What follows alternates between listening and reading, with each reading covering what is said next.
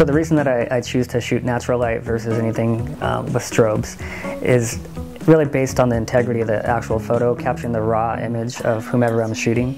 I like the color, I like the lighting. I think that once you step into strobes, you start to commercialize your product. And I think the authenticity of natural light just brings much more of the person out, both emotionally and physically as well.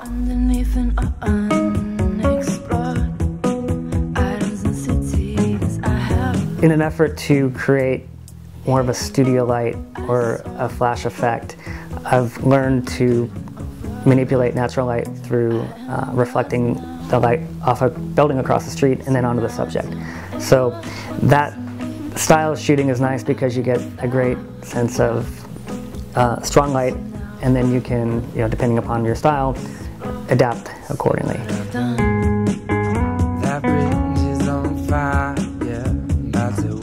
The biggest thing for me is non-staged, non-posed. So taking out that altogether and just essentially telling the subject to forget about me, that I'm there. I really like to capture something editorially as it happens. And so there's a lot of interaction, there's a lot of movement, there's a lot of conversation. All of these things really diffuse the subject and help them not to become intimidated behind the light. I am yours now, so now I don't ever have to leave.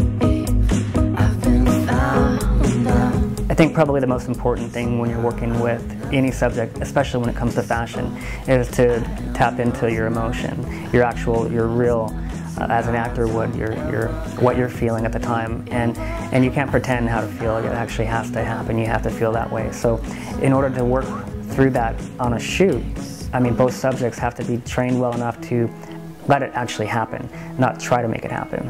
And so that's the key, is to really work off raw emotion.